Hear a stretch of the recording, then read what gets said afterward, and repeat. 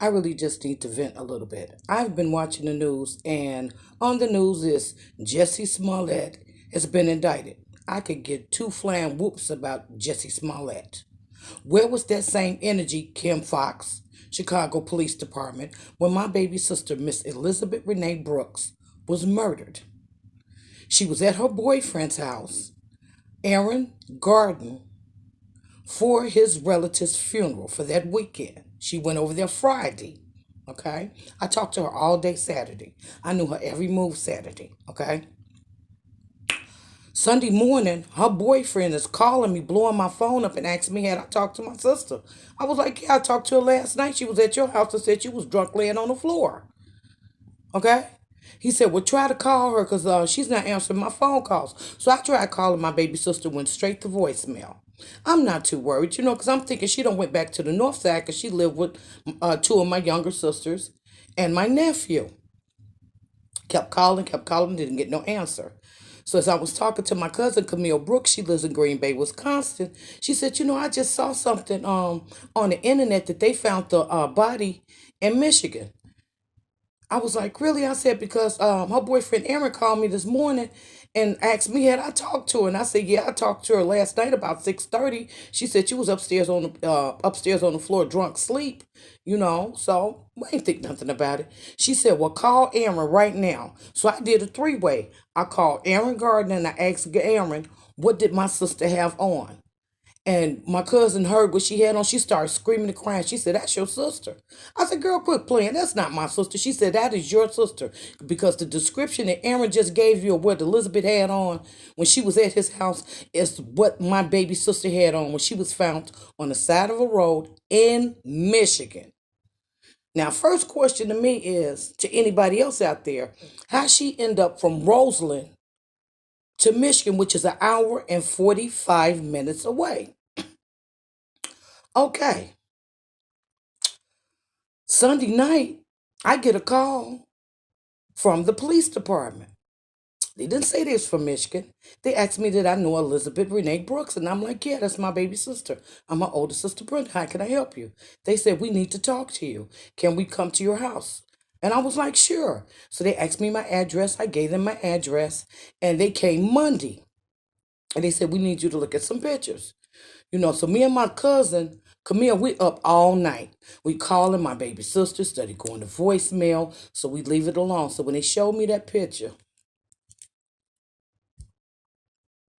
of my sister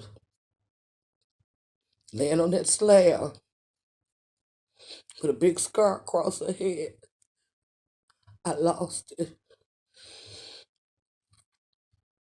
I lost it. I cried. I screamed. I couldn't believe it because I had just talked to her all day the day before. So the Michigan Police, State Police, was asking me questions like, well, what did she say? And I told them exactly what I just told you. She was at her boyfriend's house for his relative's funeral, and she had to go to court Monday because my sister had been raped. She wouldn't tell me by who she was raped by. So we put our head together and everything. So when the Michigan State Police left, the only person I could think of that had something against her because she wouldn't go out with him was Avery Singleton. Now, when Elizabeth, Renee Brooks, and Aaron Gardner would break up, she go out there, do her thing, get her a couple of dollars off of this guy, and a few others because she was single. My sister didn't have any children. She was a high school graduate. She had just graduated from Everest to be a billing and coding. She was getting her life together. My sister used to be a drug addict. She stopped using drugs. She stopped drinking. She was clean for 3 years before she was murdered. I'm sorry. Oh, Jesus. Okay, the Michigan State attorney had my sister's case sit on her desk or his desk for years.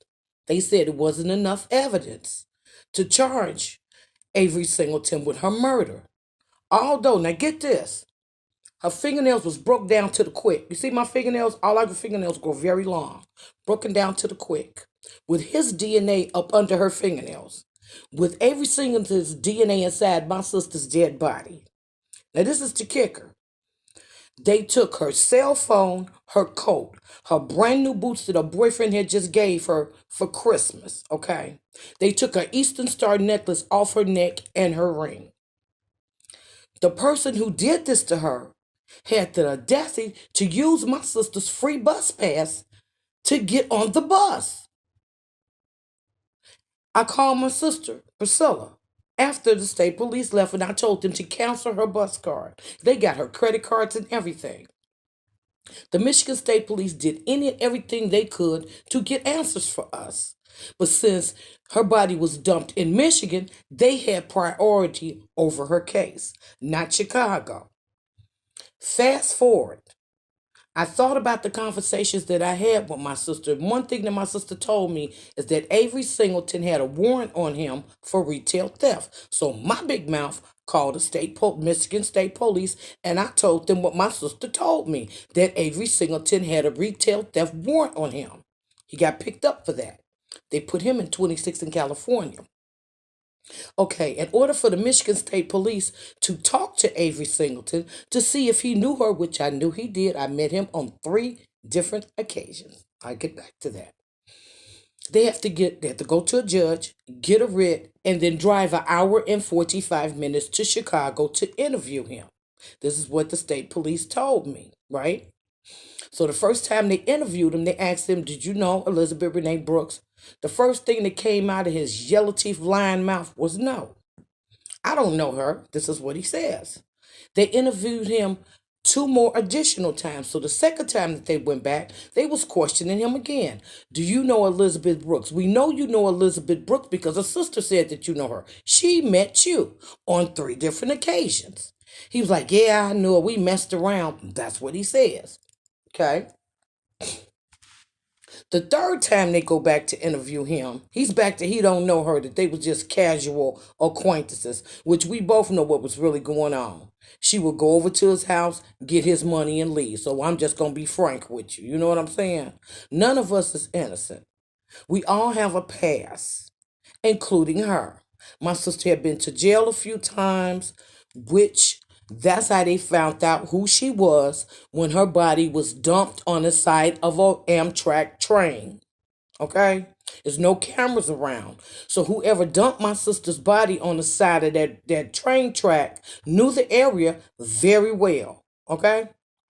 Now the part that really gets me is Kim Fox and this Jesse Smollett case that he's been indicted again. I could give two flying poops about Jesse Smollett and don't care about Kim Fox, and my stupid butt voted for her to get her in office. Okay? When the case sent to Michigan and they kicked it back to Chicago because the Michigan district attorney said that it wasn't enough evidence to charge Avery Singleton, but he was charged with retail theft and received 8 years. Thank you, Jesus. Okay, he's off the street. Now, while the Michigan State Police is investigating Avery Singleton, they find out that he had did this, jumped on 2 women, almost killed them, strangled them, and raped them. But they was lucky enough to get away. My baby sister wasn't lucky enough to get away from him. Okay.